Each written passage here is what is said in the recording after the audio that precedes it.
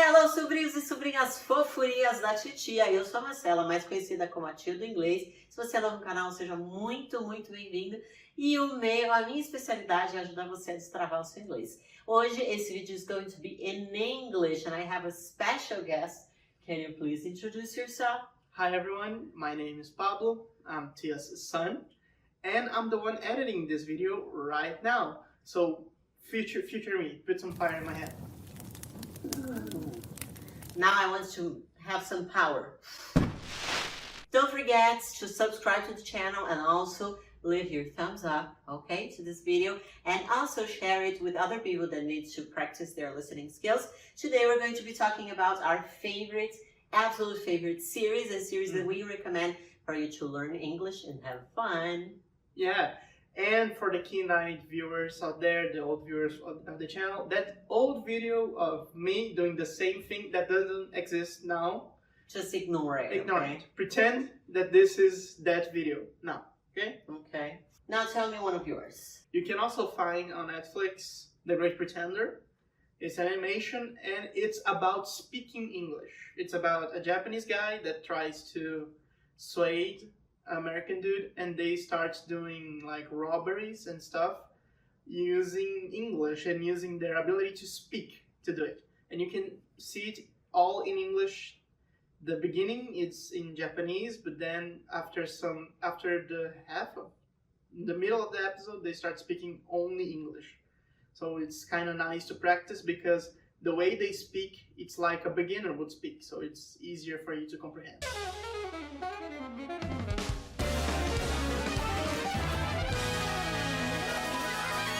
Awesome. That's a very good one. I'm also going to recommend another one that you can find on Netflix called The Bold Type. This is one of my favorite girly series. It's like a chick flick, I would say, but it's very good. It's about three girls. They're like best friends, and there's a lot of everyday language. Not really basic English, but you're going to learn a lot of expressions, modern expressions, idioms. It's an amazing series, and I really recommend it because there's a lot of everyday language. Beyonce on the line for you?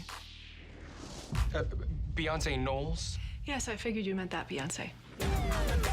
The bold type. Very well. There's another one of my favorite series, actually. It's called How I Met Your Mother. A lot of people know it.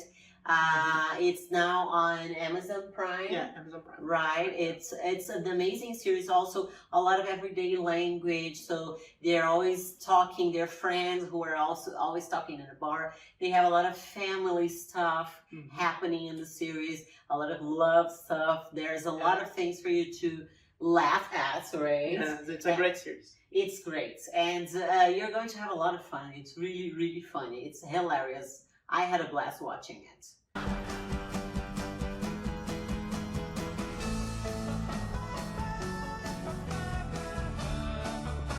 My next series is also in Amazon Prime, and it's called Channel Zero.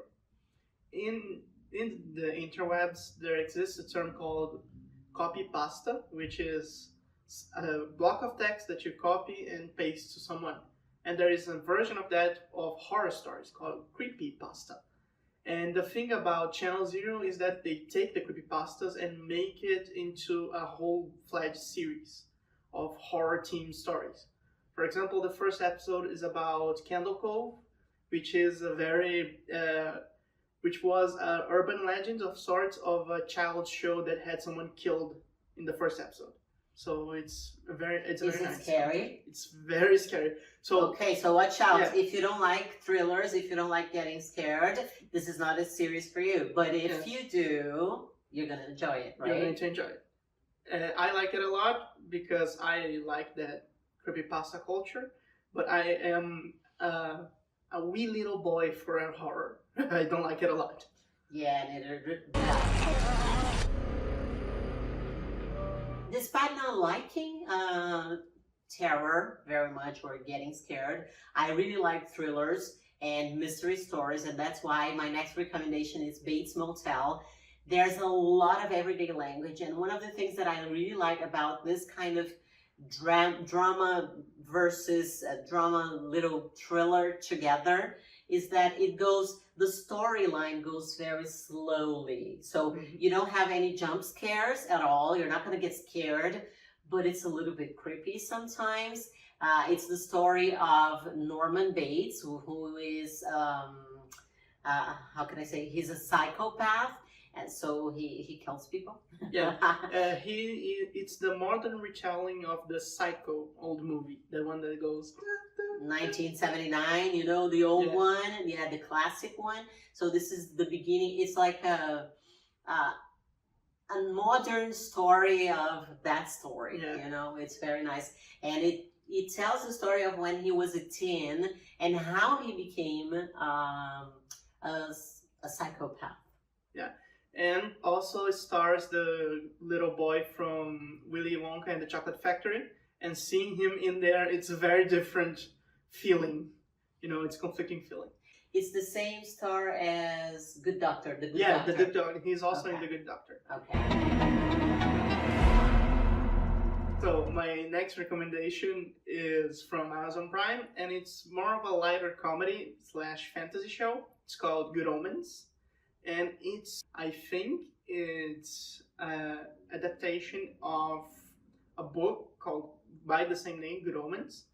And it talks about this devil and this angel that became friends since the beginning in the Garden of Eden. And they don't want planet Earth to end, so they decide they're going to give planet Earth a chance by trying to educate the Antichrist, both in their ways, to give it 50-50, you know, like working together to give them the right amount of good influence and the right amount of bad influence. But they discovered that they got the wrong kid. So now they are rushing to find the real Antichrist before he decides on a whim to destroy the earth, or the other devils that know about the Antichrist try to get him. So there's a lot of fantasy in the story. Is it an animation or? It's live action. It live has action. The guy from Doctor Who, I forget his name, but his picture is right here. And it's an amazing show. It has a lot of light comedy and a lot of good fantasy and fiction things, like taking the devils from the Bible and giving them a look, and it's very great. And I think it's a great show.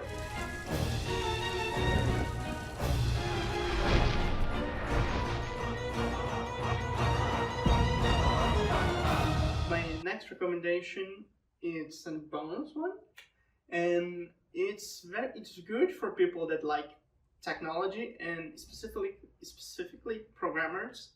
It's called Mr. Robot. Interesting. I never watched this. Where is it? It's on Amazon Prime. Okay. Also. Can you tell that I acquired Amazon Prime recently? Actually, guys, we're not. This is not a public post, okay? We're not making any advertisement for any kind of streaming. This is just recommendations. Okay? And it's about a hacker that it's trying to wipe clean all the debt that the banks gathered over the years, like giving everybody in the United States a clean slate. Everybody that's on debt, everybody that's tried to borrow money, things like that. And it seems like it's going to be a very drama technological focused show, but the twist that I'm not going to spoil here, please don't spoil it, turns the show into a very honest look on the human mind. Cool. Basically exploring what trauma does to a person, and it's very good. I recommend it here.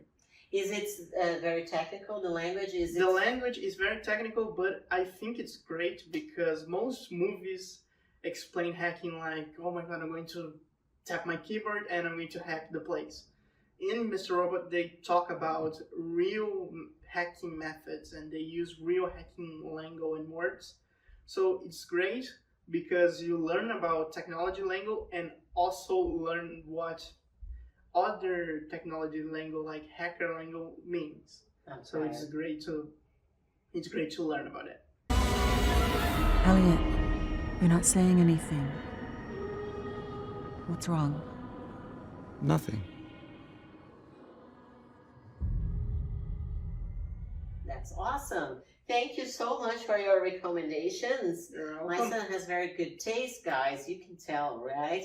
And I hope you have liked this video. If you didn't, add your thumbs up. Just add your thumbs up now, right now. And we'll be waiting for you on the next video. Thank you so much for watching. Bye-bye. Thank you.